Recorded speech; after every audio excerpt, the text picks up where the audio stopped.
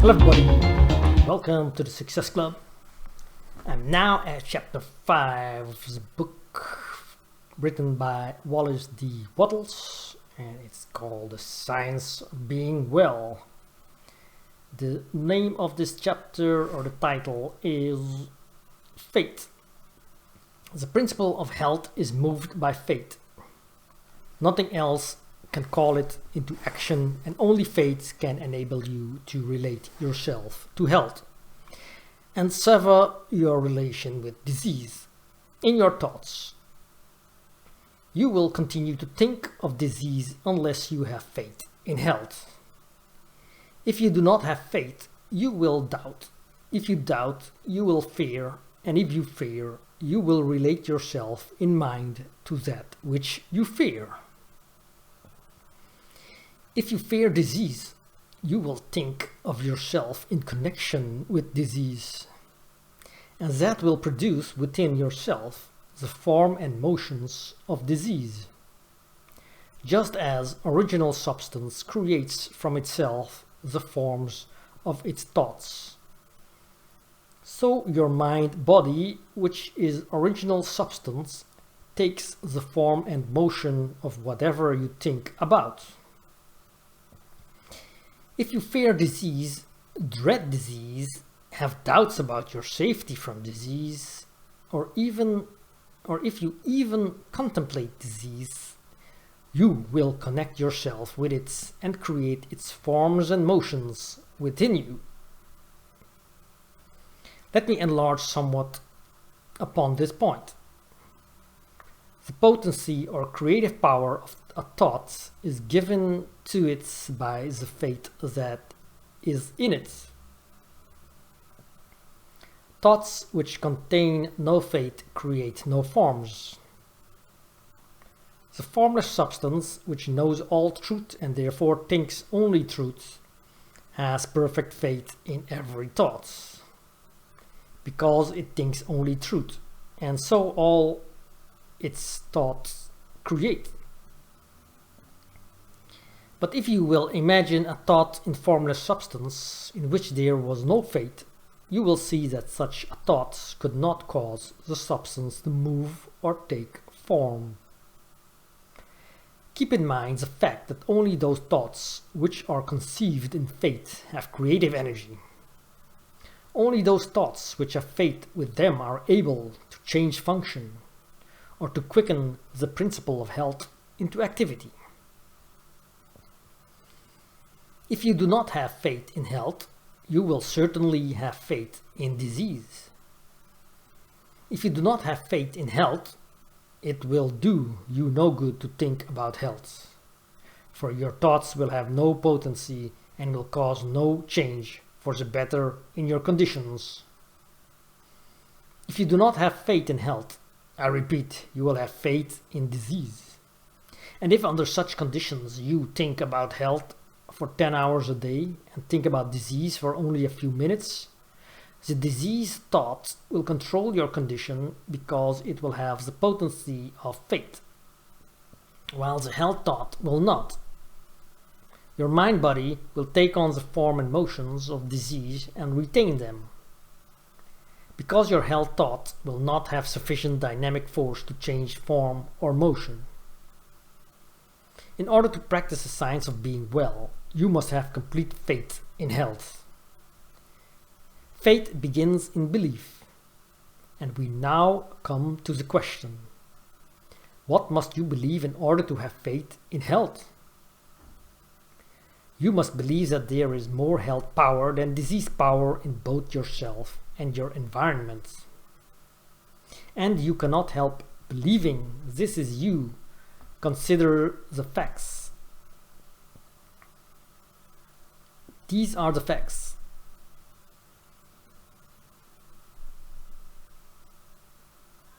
There is a thinking substance from which all things are made,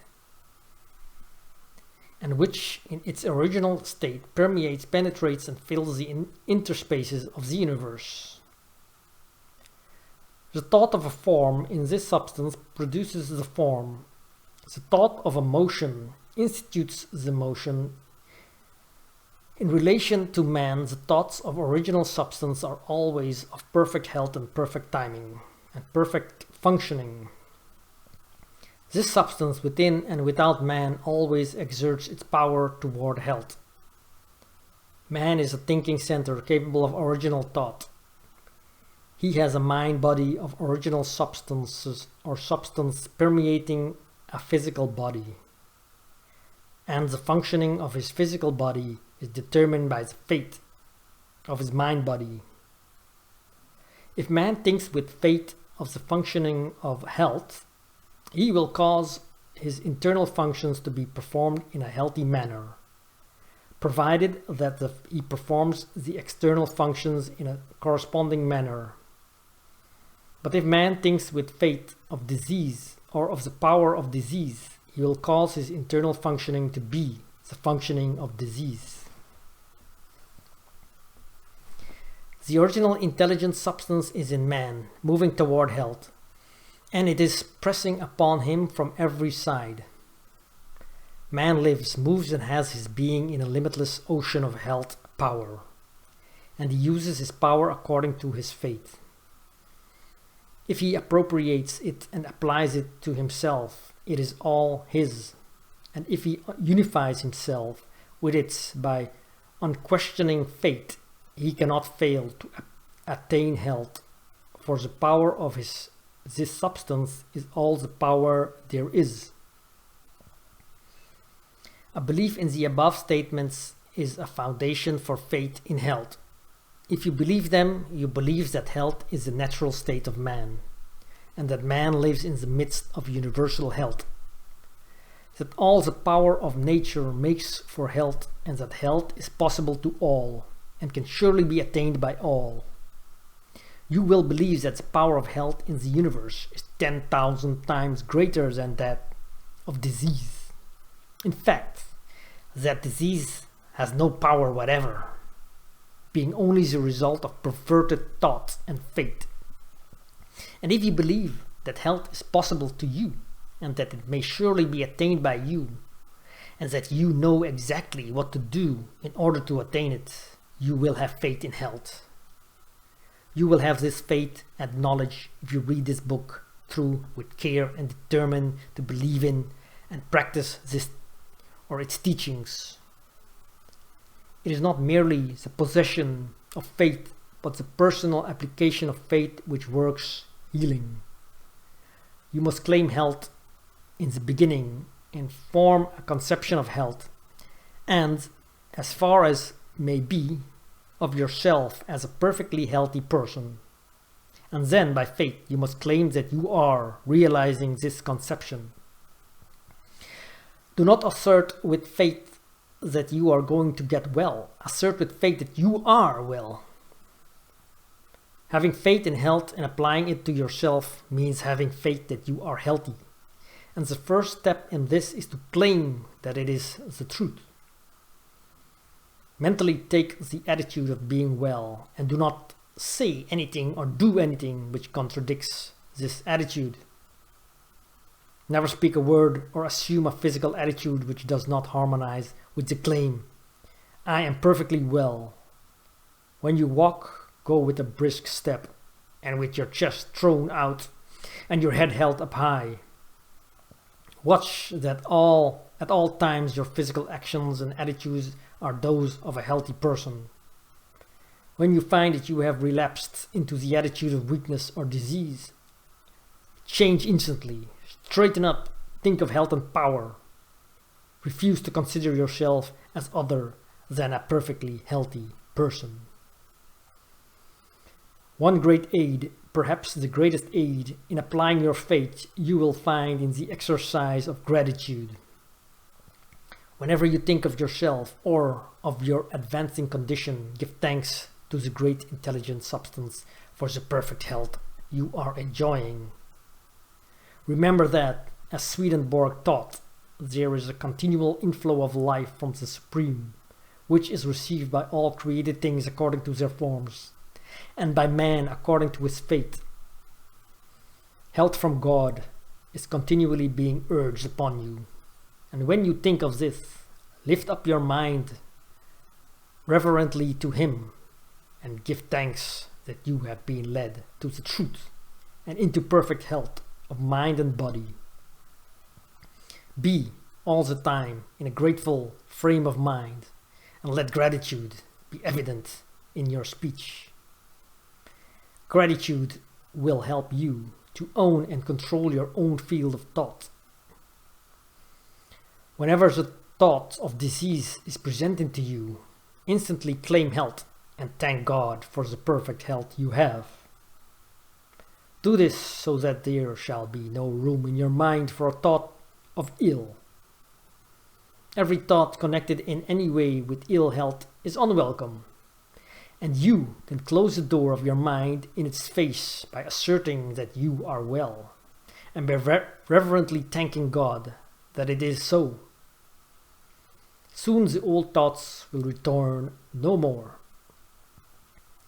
Gratitude has a twofold effect. It strengthens your own faith, and it brings you into close harmonious relations with the Supreme. You believe that there is one intelligent substance from which all life and all power come. You believe that you receive your own life from this substance, and you relate yourself closely to it by feeling continuous gratitude. It is easy to see that the more closely you relate yourself to the source of life, the more readily you may receive life from it. And it is easy also to see that your relation to it is a matter of mental attitude. We cannot come into physical relationship with God, for God is the mind stuff and we also are mind stuff. Our relation with Him must therefore be a mind relation. It is plain then that the man who feels deep and hearty gratitude will live in a closer touch with God than the man who never looks up to Him in thankfulness. The ungrateful or unthankful mind really denies that it receives at all, and so cuts its connection with the Supreme. The grateful mind is always looking towards the Supreme, and is always open to receive from it, and it will receive continually. The principle of health in man receives its vital power from the principle of life in its universe, and man relates himself to the principle of life by faith in health and by gratitude from the health he receives.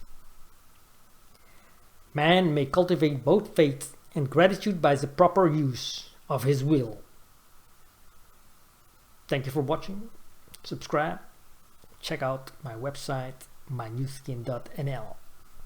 See you next time for chapter 6, the use of the will.